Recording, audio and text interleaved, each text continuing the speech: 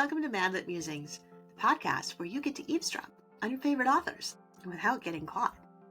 I've been stoked to have authors like Angela Hunt, Bill Myers, Nicole Deese, Tessa Afshar, comedian Bob Smiley, and more on the show, and this year I have another great lineup of storytellers and truthsayers. If you love to eavesdrop at coffee shops like I do, this is the podcast for you. It's where we get real, we get tough, we laugh, and we might even cry. It's where we meet authors on a different level, where every story and podcast episode has its own heartbeat. So hang out with me today. I'm Jaime Jo Wright, your host at Madlit Musings. This is your podcast for real chats with real authors about real life. Today's episode was brought to you by Baker Publishing Group, with Revell and Bethany House Publishing as divisions. We're super excited to be sponsored by Baker Publishing Group and to bring you their fabulous authors and their fabulous lineup for 2025. Be sure to check them out at bakerpublishinggroup.com and also check out their online bookstore at bakerbookhouse.com. Hi everyone, it is Jaime Jo Wright here. I'm at Madlit Musings podcast, and today I have with me a very special guest. I have Jane Kirkpatrick with me. Hi and welcome, Jane. Thank you. It's great to have you. I was like, I want to wave. Well, you can wave because Yeah, we'll put the video version on YouTube. So, yeah. And those listening in their cars or Yes, exactly, on their earbuds or whatever, they can just wave back as they're running down the street or whatever they're doing. It's so good to have you here. You and I were chatting, and we both have Wisconsin as a mutual place of homeship, if that's a word. We'll call it homeship. But you are no longer in Wisconsin, though. You live out in the great Pacific Northwest, correct? Yep. Just like the pioneers, we headed west. Yes. Many years ago. But so and you how many years have you been? Well, actually, let me rephrase that. How many books have you written? Because you've been writing for quite a long time. This will be my 41st, the new one coming out. Yeah. Okay. All right. I was going to say, because you've been in the industry for probably as long as I've been reading Christian fiction, old. I think. Well, I'm trying to word this in a way where you're not going to twist it on me. Because you don't look a day over 24. I mean, I'm so grateful. You're doing wonderful. But you are, I mean, I don't know if you would call yourself, but you are kind of a pioneer in the Christian fiction with a lot of the authors that have been in the industry for a long time. And 41 books is no small achievement. That's awesome. I know, but we're so, like Melody Carlson and I were at an event last fall, and we were laughing about, and I said, 41, and people would come by, and I said, but I think Melody has like 200 or something. And she, after they left, she said, it's closer to 300. And I'm like, oh my gosh. So, she is, 40 is nothing in the scheme of. I would say if anyone stands next to Melody and tries to compare their number. I know. She's a woman of her own literary strength. Yeah, she has her own planet. That she does. Yes, she does. Yeah, and such great books. But she's wonderful. So that's so fun. That's so fun. And it's one of the things I love about the Christian book industry is how much we cheer each other on, and the community that we have. Yeah. It's so much fun to see everybody at conferences and writers' weekends and things like that. So. Well, and I was at this writers' conference. This was years ago. I mean, in the 90s probably. And I was asked to be on a panel to talk about inspirational fiction. Okay, yeah. And up until then, I hadn't thought of myself as writing inspirational fiction. Oh, interesting. I was just writing stories, historical novels, but they were faith-based, or whatever. Yeah. And so it was like an interesting conversation that we had as a group of, what is inspirational fiction? And so it's the act of breathing in, taking something in. I call it taking something in for the long haul. Yes.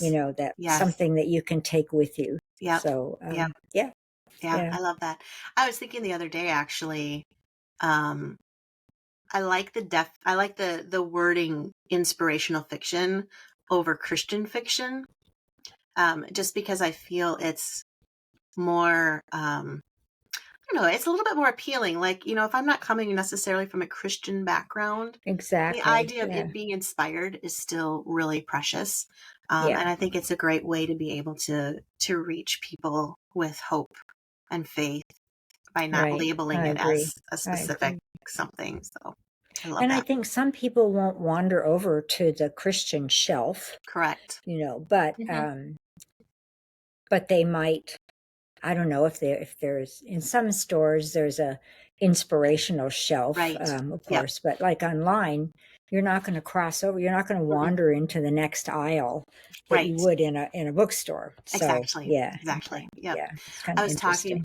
to another writer earlier today, and she said that she had lent inspirational fiction novel to a friend of hers who has gone through like a reading slump, and she doesn't really Hmm. read Christian fiction or anything like that. And so anyway, she lent her one of the books, and her friend read it and brought it back and said, "Oh, well, if this is what Christian fiction is like, I will read more of it." Because she was Yeah, just like, "I didn't realize it was this yeah. good. Like, it's good fiction." I'm like, yeah, it is. It's like real. It it takes on the same kinds of issues that Yeah.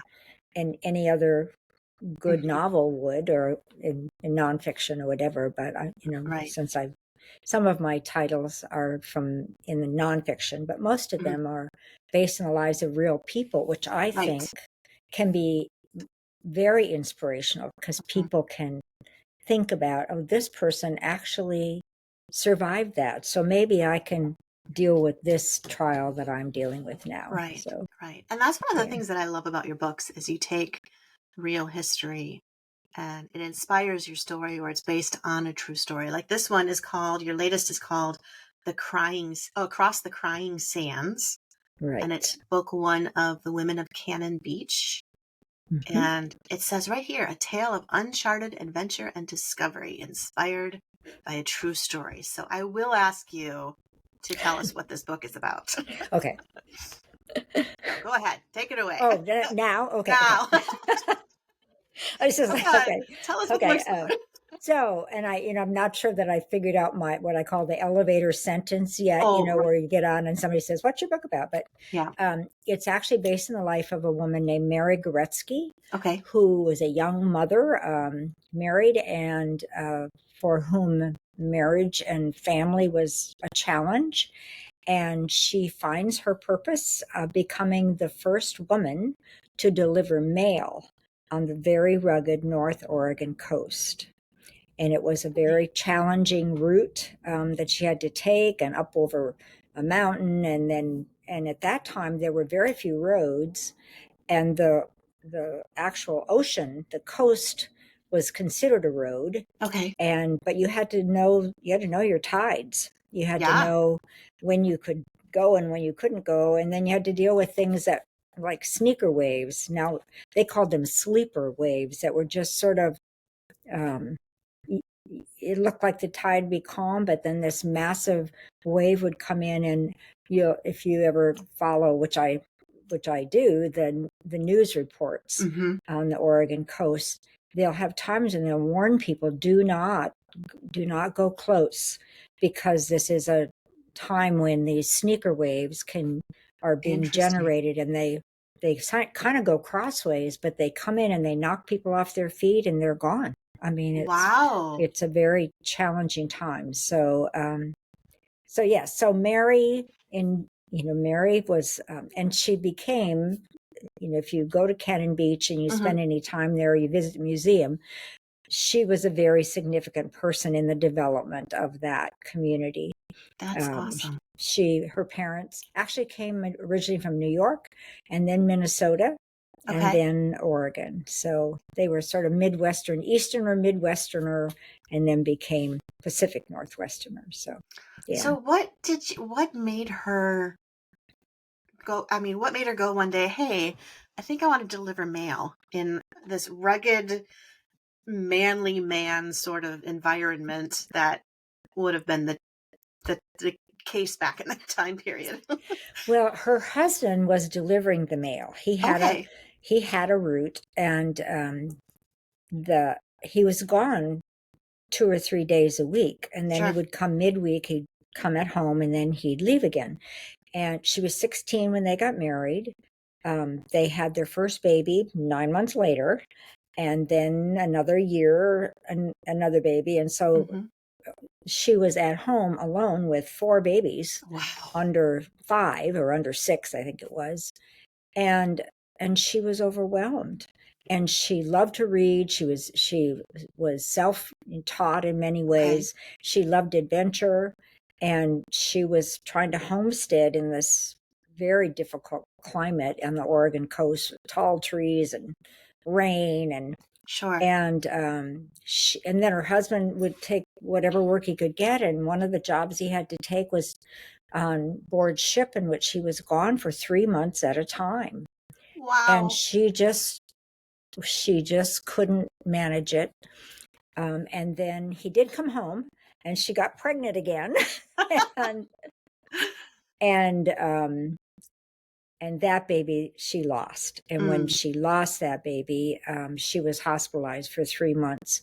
Okay. And it was coming out of that she finally said, I don't know that this is my calling. I love my family. I love my children. I love my husband, but I think there's something more. And John, her husband, still had a male contract. Okay. And he was he started subcontracted part of it out. And she said, why don't you let me take that route? I'd only be gone 1 night a week, but it would give me this place to sort of interact with other adults and be the person that I love to be. And she loved horses. She loved her time with horses, and she loved nature. That was her college education, was the natural world around her. And they came to that agreement, and she became known for her courage and for her unflappability. That would be a term for her. Yeah. Wow. So that's such a fascinating, that's a big leap in those days to go from caring for your family to I'm going to be gone for at least a 24-hour period in an environment where my life's probably literally in danger, I would assume, correct? Yes. And the other thing I think was, when I was doing the research about her, that intrigued me is that there were other occasions in which, like with their firstborn was Belle, she had Belle stay with her mom and dad while she worked as a cook. When they were building a road, her husband was working on the road, and she worked as a cook. And I think she found that, and her mother, of course, part of the storyline is how other families perceived this unusual behavior of this woman who loved her family, but it wasn't necessarily giving her all that she felt she could be. And I suspect that happens for families today, that for women today, that they're trying to do the best they can, but there is a struggle. And I suspect some of her strain was postpartum depression. And she was young. She was 16. So she was 17 when the first baby was born. And she was young. But fortunately, she had her parents that were close by. I don't know what, now we're so extended away from our extended families that it would be a greater challenge. You have to find childcare or whatever. But that intrigued me, that when she finally when they finally decided for her to do the mail carrying, they hired a childcare person for the children to help at home. So that was, I think that had to have been unusual for the time period. That someone would do that. She sounds like she was pretty progressive as far as what she was wanting to do, and that her husband was supportive too. Yes, he was had actually been from the Netherlands. And he ran away to sea when he was 16. And eventually he jumped ship in Astoria, Oregon, and worked as a farmer, put himself to night school, learned English at night. But I think he recognized that C.S. Lewis said there's a feeling that we have, and there's a German word called Sehnsucht.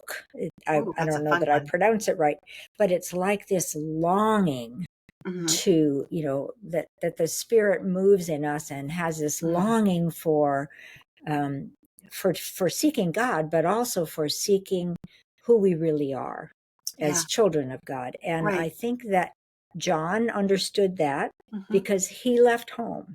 He had a longing to do something different. Yeah. And so he recognized that.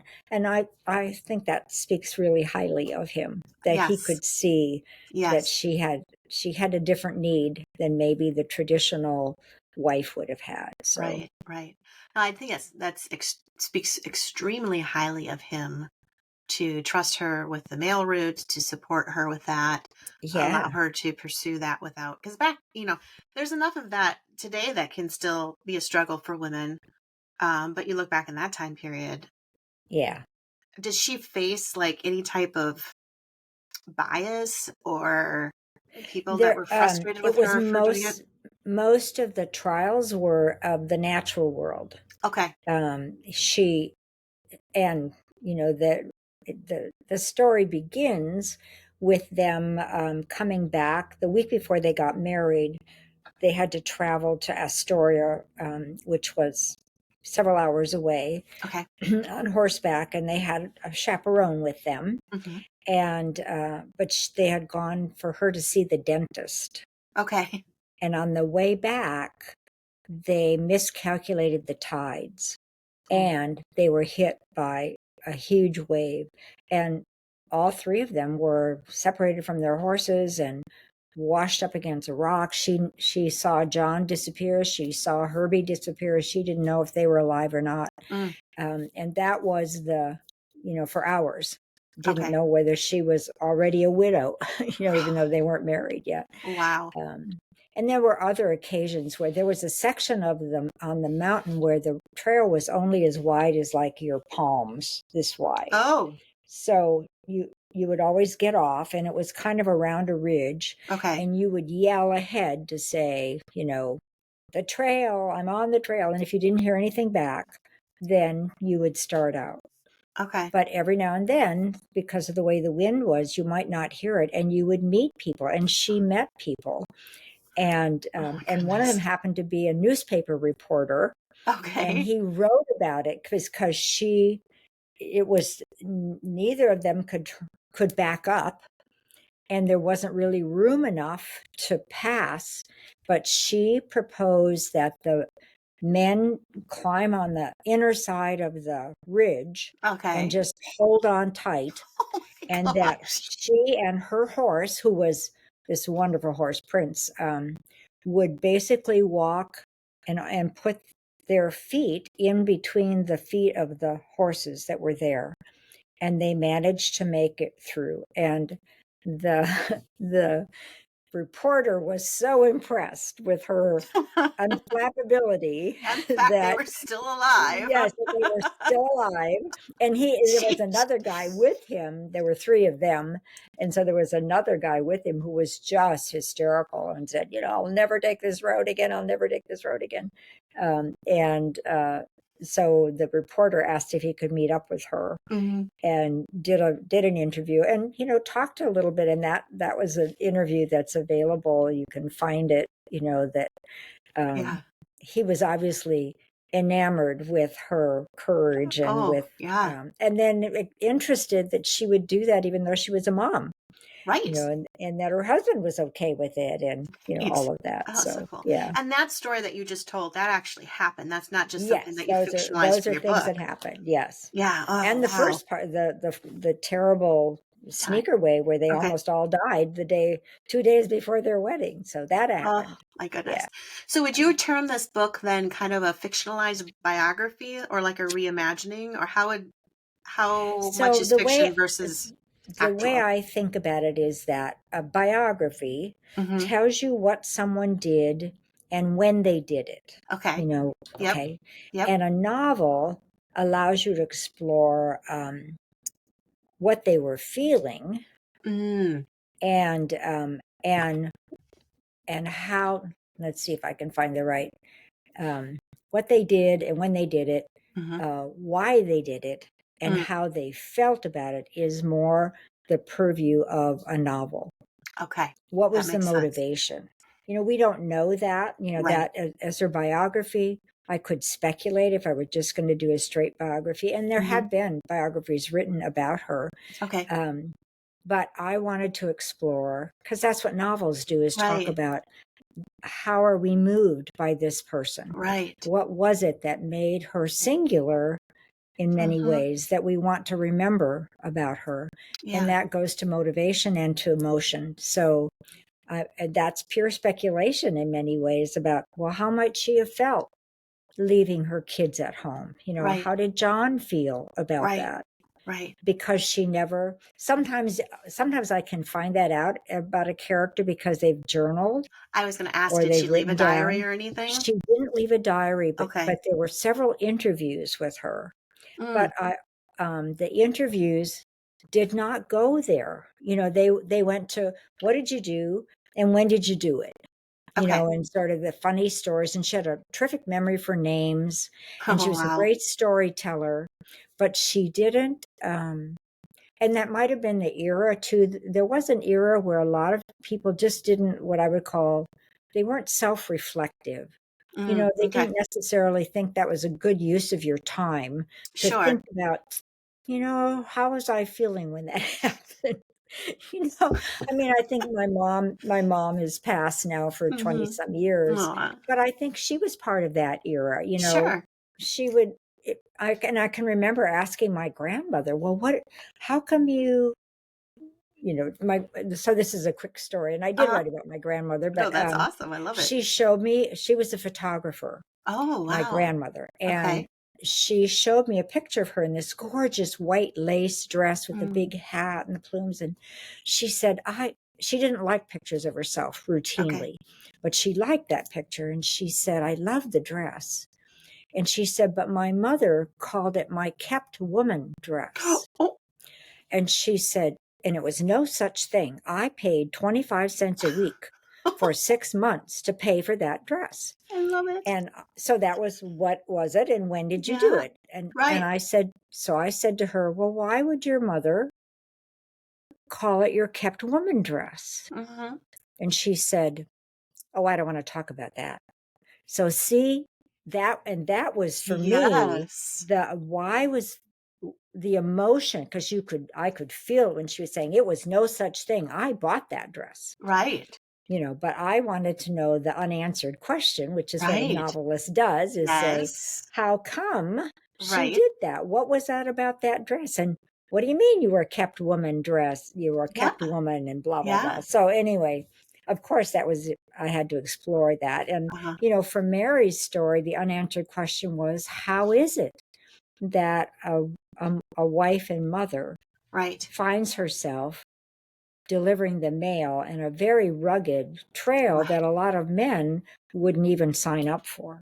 Right. So that was the unanswered question that I wanted to explore. I love it. I love it. That's so intriguing to me. And women like that are so often lost in history. We just don't hear about them because unless they did something, extremely monumental, not that those things aren't important either, but these smaller stories that are monumental in their own right are just small enough to not quite be remembered very often. Yeah, yeah.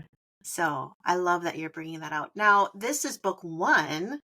Yes. So you've got more, is it more with Mary or are there other characters? So Mary becomes the anchor of the whole series. Okay. Because she lived there many years through that whole time period of the development along the Oregon coast. And there were a lot of other women. I'm not exactly sure. That's still part of what I sort of speculate about, is what was the draw for a number of widows and other women who built cottages there and would rent tents out in the back, because it became eventually a huge tourist area. It was a beautiful, and you talked earlier that you've been there. It's a gorgeous piece of coast. Yes. But it was very, almost landlocked, was isolated. And so to get there from Portland took days. Yeah. Until a road was built. And eventually this road, which Mary and her husband had a part of building, allowed people to come. And so there were fishermen and hunters, but families came there because it was such a mild section of the coast in many ways. Yeah. with these iconic rocks that were there that people referred to. And so there were other women that came. And so part of the second book people will be introduced to some additional women.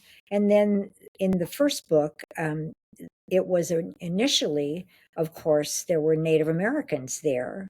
Yeah. And members of that community continued to be there. And so one of the women is Jewel, I call her, and she's a Nehalem woman, Tillamook woman from that people group. Yep. And her family her mother was Native and her father was Finnish, because there was also a huge Finnish community that moved in. So this second book will have more about those characters, and then some new women that will be coming in. So yeah. All right. I love it. It sounds so great. And I love that you're bringing in the culture of the area. Yeah. I think that's so important to show that too, because there's so many different people groups that contributed to history in that region. I only know that just from visiting, so I'm sure you've been immersed in it. Well, the title actually was given by the Native people, because that area, if you walk on the sand, it has a squeaky sound to it. Some people describe, and the Native people call that that's a crying sound, and that it's there was a huge tsunami. I don't know what they would have called it. It was 1788. It's been recorded, or 1790, and there was a huge earthquake and tsunami, and of course the tide was sucked way out, and many Native women went out to collect, dig for clams and those sorts of things. And then, of course, what happens with the tsunami, the tide came back in, and they died. Yeah. And so they call that the sound of them crying. And that's why they call it the crying sand. So that was one of its names, or the native names. Wow. And I just thought that was a precious it is a precious sort of image to have about, it's beautiful. It was a wonderful beach. There are these moments when everything's going well, and then a tragedy happens. And how do we come together to sort of support our communities to keep going forward? So, yeah. Wow. That's a really poetic, like a bittersweet poetic. Yeah. Poetic name. It was a very poignant, crying sands. Yes. It's just like, and I'm sure that was, that was my, my working title was Woman of the Rock, which, because of Haystack Rock is there. Yep. But you have to submit like 10 or 11 titles, so that the team can pick it. Yeah. And one of the ones I picked was Across the Crying Sands. Yeah. And so that was the one they liked. And I'm like, I like that better than Woman of the Rock. Yeah.